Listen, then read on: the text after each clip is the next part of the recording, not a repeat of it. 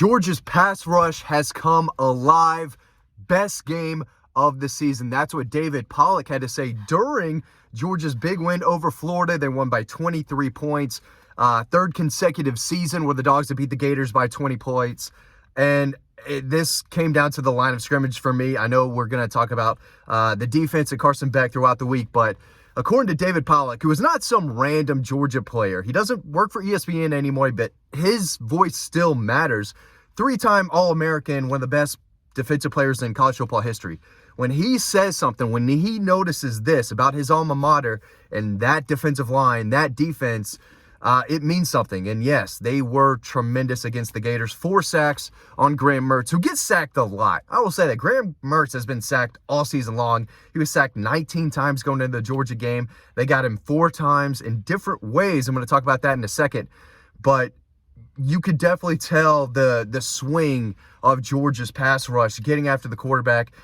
They create a lot of pressure, and they make things very difficult for the quarterback, but they've played some really athletic quarterbacks this season. A lot of them are runners more than they are passers. A lot of them get the ball out quickly. So, yeah, it's tough to get to the quarterback and sack him, but against Graham Mertz, they had no problem doing it. Jalen Walker, who playing a lot of outside linebacker, he is really coming on and being the player that a lot of people thought he could be. He had the big sack, forced a fumble, creating pressure left and right. He can bend, and dude is built like Tarzan, just muscle all over the place, dedicated, competitive guy, high 4-star in that 22 class. This is his second season. The light has come on, it looks like. He can get after the quarterback. Saw it a little bit at the end of last year, but he was very, very good getting after Graham Mertz. Tyrion Ingram-Dawkins, I think a borderline 5-star from South Carolina. He's back and healthy. We talked about how good this team can be when they're healthy. He was making plays. He had a sack and a forced fumble. Damon Wilson, a freshman linebacker that, we told y'all this could happen. We wrote about this last week. Hey, there's a freshman defensive lineman that, Kirby's talking about. Hey, this kid's starting to be, the 5-star, right? Play like a 5-star. And it's hard to call these guys true freshmen anymore because most of them have been here for 11 months now, 12 months, and 10 months, excuse me. So they know what to do now, and they've been in that strength and conditioning program. They've been learning from Trey Scott, learning the ins and outs of the position, and guys like Damon Wilson are really starting to come on and get meaningful snaps and playing time against the Florida Gators, biggest game of the season. David Pollack also said that Georgia's offensive line play is the best game of the season. He's right there, too. That right side was very good. The left side, Ernest Green had that viral clip of him just destroying a Florida Gator defender out in space. I think it was a screen pass. He went out there and just took this linebacker into next week. They are playing better and better, and they're physical, too, and that's something that Dean and I talked about. Florida's not a physical team, and the 2 physical teams they played all season, Kentucky and Utah, they lost those games, and they lost this one early. Georgia punched them in the mouth. They bullied them in the line of scrimmage, and now the big question is, can they do that again against Missouri? I think they can because they're playing at home. Say what you want. Sanford Stadium's never been this place from a national perspective that has a true game-changing type of environment, but you cannot say that for the past 6 years. The crowd is electric. Georgia fans are extremely loud, especially in third down situations. If you go to a lot of games, you know what I'm talking about. Teams just go backwards. And when they go backwards, those are drive killers in a place like Athens against an elite defense with an elite crowd. It's very, very tough. Brady Cook, I think, has been sacked 12 or 13 times through 8 games. Not a lot. He was not sacked against South Carolina, but I think Kentucky got to him a few times. He's not elite. He is a good to really good quarterback, and he's got a lot of weapons. Kirby gushed about the kid earlier this week, saying he doesn't turn the football over. He plays smart. He gets the ball out quick, as he should. He's got some weapons all over the place. A receiver, running back, the offensive line is playing better, but they haven't played a team like Georgia, and they're a team that's been playing better and better. They did lose to LSU. I think that was 2 games ago for them, but they were bad against Middle Tennessee State. I think it was earlier this season. I remember watching that game thinking, Missouri stinks. Missouri stinks. No, they don't stink. I was wrong. They're a good team. I don't think they're a great team. I think that defensively there's still a lot of holes, and I'm going to talk about that probably later this week. But Georgia should be able to put up at least 35, probably 30 points against Missouri. As crazy as it sounds, right? They should probably score 40 points.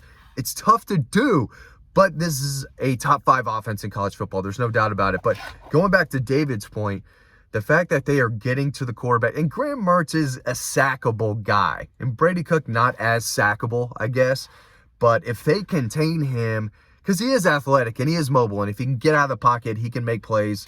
On not necessarily a broken play, but he can extend plays, right?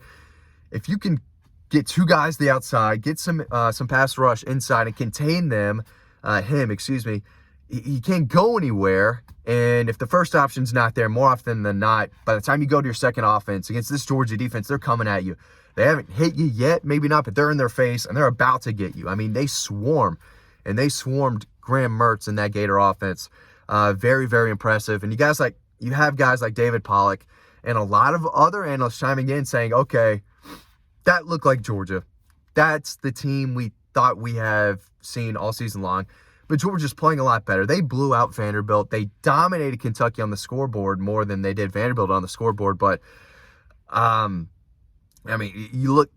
when you go back and look at the numbers, which I do after the game, I try to. There's a lot of work going on after the game. Post-game is just so much stuff everywhere. By the time we get into the car for riding home, that's when we're starting to look over more of the stats. But, 400 total yards to barely 300. They're out rushing everyone every game.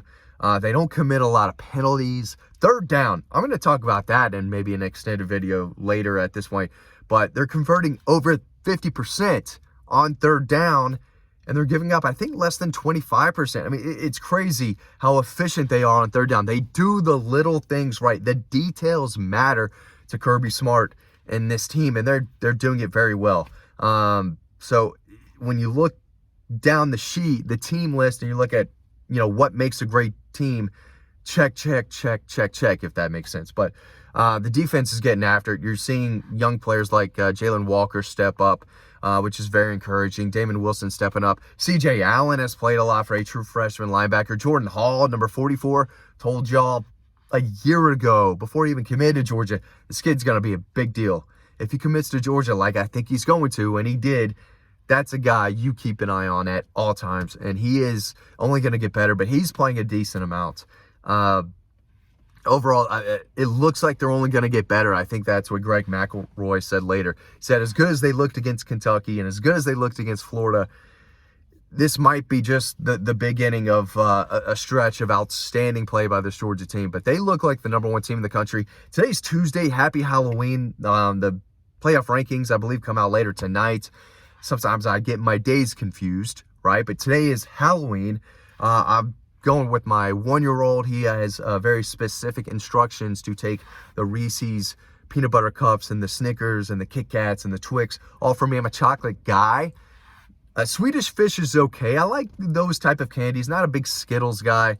Not more of the chewing flavored type of guy. But I'll take the chocolates, little minis all day long. So I'm excited to get back out there. He's a little blue truck. His favorite book. So anyway, hope everyone has a safe, happy Halloween. I'm more of a Thanksgiving, Christmas guy myself, but fall is here, and this time of the year, Halloween, is when college football really starts to go into that second half of the season. It's a great time of the year, and the Dogs are absolutely rolling right now. They've got a test against Missouri. This is a test. Probably the best team they've seen all season long. I think they're better than Kentucky. They beat Kentucky handedly. They're going to beat Florida. Have they played Florida yet? I'm not sure. They're going to beat the Gators. And they were in that game with LSU the entire way. That was a lot closer than the score indicated. LSU won by 10 with the late pick 6. But that game was very close the entire way. But we'll see. This is a test. I think Georgia will be up for it. I think the Sanford Stadium crowd is going to be up for it. The defensive line, the pass rush, is going to be up for it. We'll see if they can do that 2 times in a row. 8 tackles for a loss against the Gators, 4 sacks. If they want to finish the season off the right way, they'll need that type of play from the defensive line and the offensive line. I mean, both the lines of scrimmage are playing very well. They're playing physical, and that's what, That's the first thing I noticed. So if Georgia's in a close game and they're not winning the line of scrimmage for most of the game, it's because they're in a physical battle and the other team is putting up a hell of a fight. We'll see if that can be Missouri. Thanks for watching. Really appreciate it. Hope you all have, again, have a great Halloween later. Go over to Dog Post, check out everything we're writing. You can click the link down below, free to sign up to the newsletter. You can read some of our free stories on Dog Post. Thanks for watching this video, and I'll see you on the next one.